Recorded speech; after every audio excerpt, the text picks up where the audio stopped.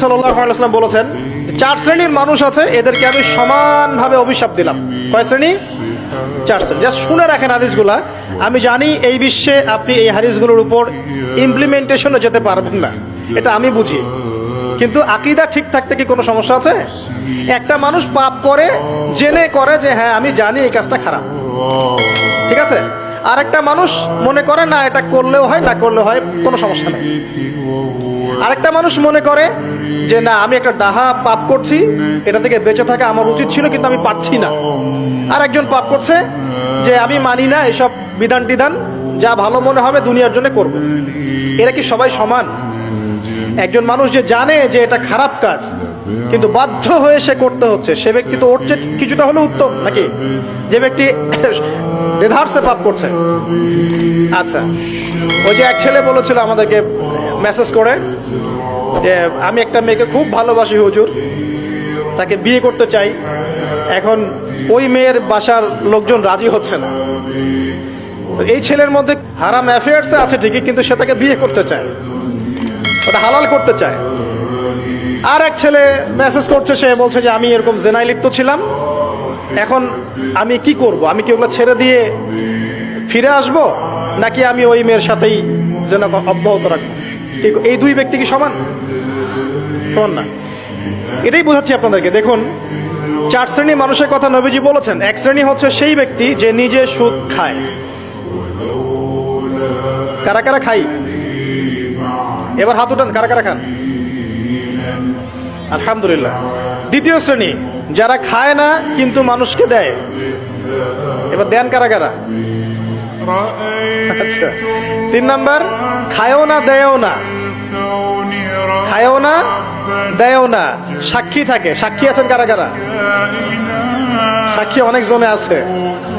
আচ্ছা, মাশাআল্লাহ, লা ইলাহা ইল্লাল্লাহ। চার নাম্বার, খায়ও না দেয়ও না, সাক্ষীও থাকে না, লিখে রাখে। এবার লেখেন কারা কারা? এইবার তো মুশকিল। এখানে তো অনেক বিসিএস ক্যাডার আছেন মনে হয়, এবং অনেক এমন এমন সেকশনে জব করছেন যেখানে লিখতে হচ্ছে নাকি।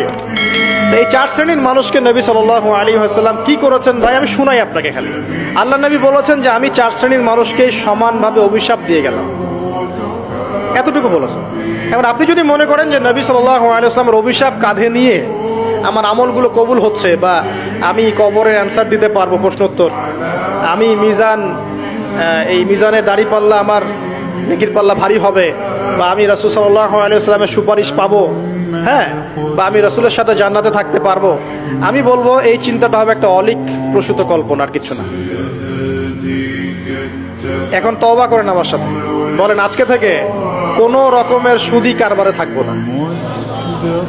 তওবা করেন, বলেন আস্তাগফিরুল্লাহ আল্লাযী লা ইলাহা ইল্লা হুয়াল হাইয়ুল কাইয়্যুম ওয়া আতুবু ইলাইহি। তওবা করলেন তো?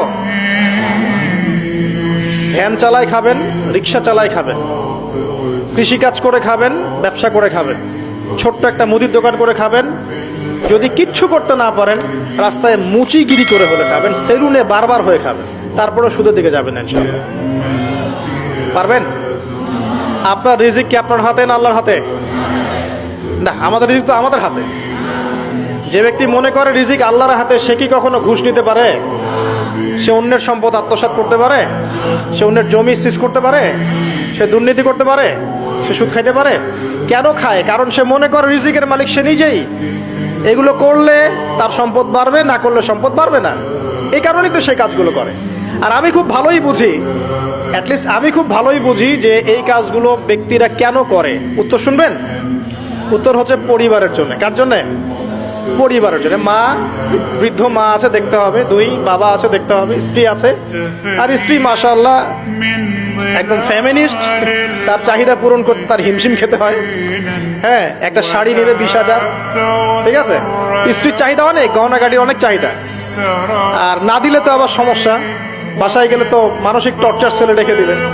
এখনকার বেশিরভাগ পুরুষই কিন্তু নির্যাতনের শিকার। এখনকার বেশিরভাগ পুরুষ কিন্তু পুরুষ নির্যাতনের শিকার। ম্যাক্সিমাম বাসায় গিয়ে দেখবেন টর্চার, এক একটা রিমান্ডের সেলের মতো, বুঝছেন? এবং এটা 7 দিন 5 দিন 7 দিনের রিমান্ড না, এটা লাইফ টাইম রিমান্ড, মানে পুরো পুরো জীবন ধরে রিমান্ড চলবে আর কি।